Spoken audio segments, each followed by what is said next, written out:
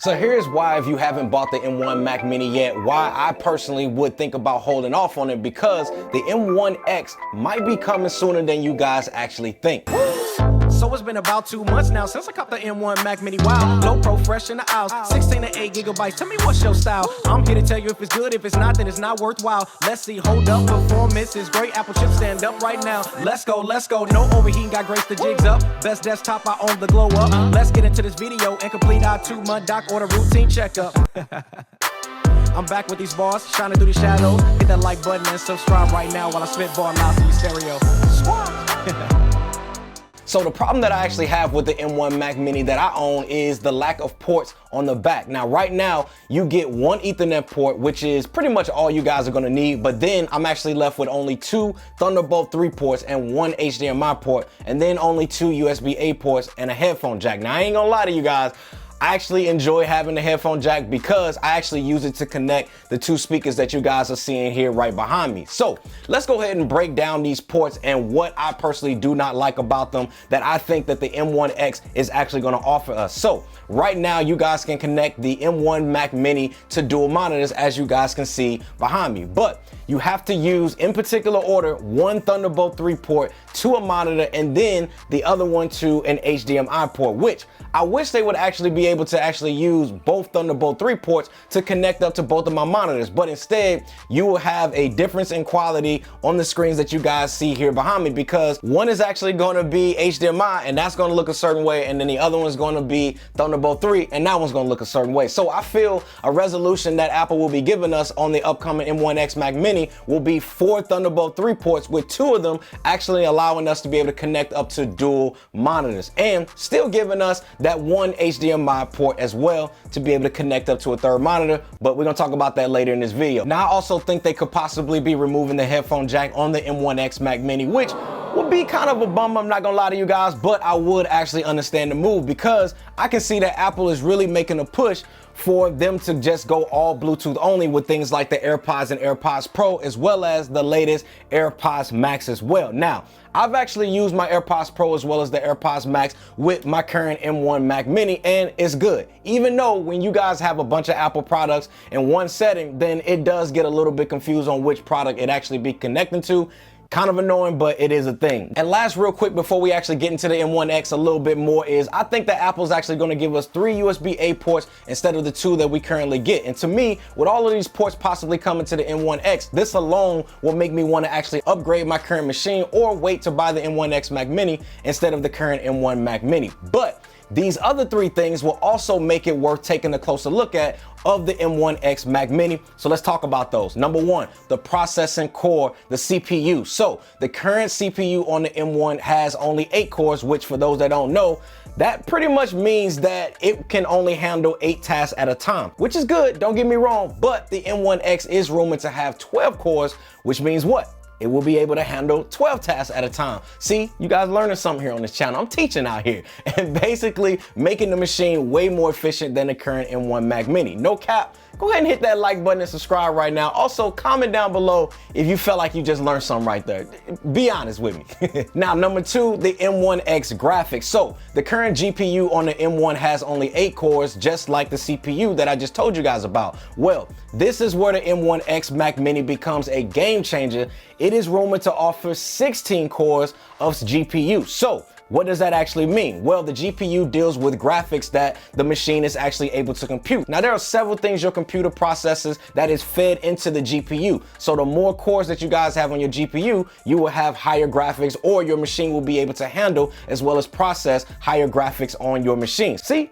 I'm actually teaching you guys some. Also, that means more monitors and more displays, but we're gonna talk about that a little later. Now, the final and 3rd reason why the M1X on the Mac Mini will be a win, before I actually tell you guys the one thing that I don't like that I'm hearing that Apple will be doing with the M1X Mac Mini, but first, the final and one thing is display support. Now, the M1X is rumored to allow up to 3 displays compared to the 2 that the M1 Mac Mini is currently allowing. Now, do I or do you guys actually need additional monitors? No, but if it can do it, Why not? You know what I'm saying? Now, I think this is where we will see those ports that I talked about earlier will be able to do. I'm figuring 2 of the Thunderbolt 3 ports will be outputted as a display, and then you will also be able to use an HDMI as the 3rd display out. Now, you still will have that issue of color differences between it, but hey, I'll take 3 displays over 2 any day. So about that one thing that I don't like that I'm hearing is that the M1X will still be capped at 16 gigabytes of RAM. Now, what does that actually mean? So on the computer,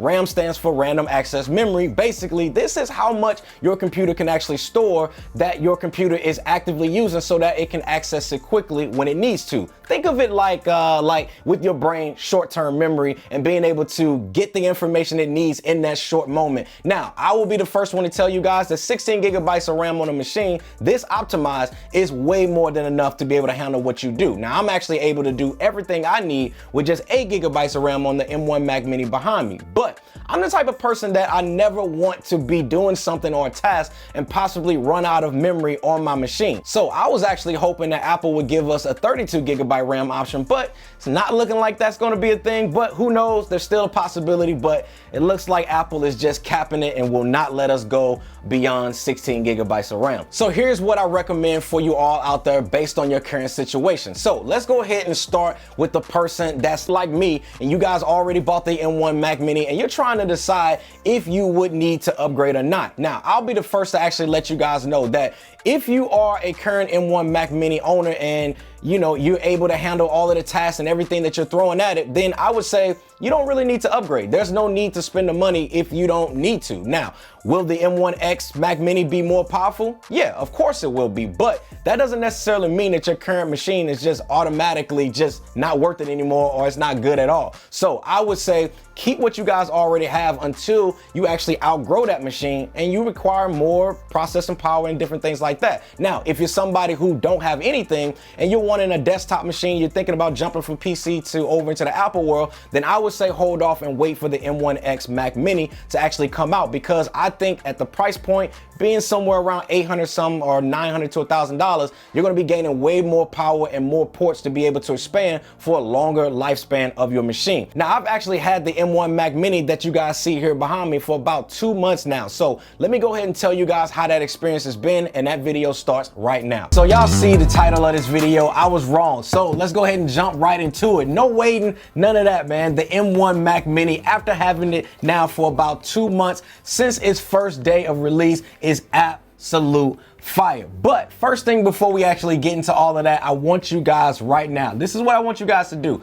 I want you guys to comment down below the number of likes that is currently on this video at the time of you watching right now. And for those that did, go ahead and also hit that like button. And I got something for you guys a little later in this video, so definitely make sure you guys keep watching. Now, although there's a lot of good things, and I want to actually start off by talking to some of the issues that I personally face with the M1 Mac Mini. So there are a lot of drawbacks, and I want to talk about that from my personal experience. First, I have to start with the Bluetooth issues. Did they fix this on this machine? So recently, after some updates Apple have pushed to their machines, I wanted to go ahead and check it out for myself, see if they actually fixed those issues that I had when I first got the machine. So I took out the USB dongle that I personally have connected to my keyboard as well as my mouse, and I used the Logitech MS Master as well as the MS keys for my computer. I instantly started noticing the same issues persist, mainly with my mouse. It would literally just stutter across the screen, then it would randomly just disconnect the keyboard as well as my mouse. But as soon as I plugged back in the Logitech dongle,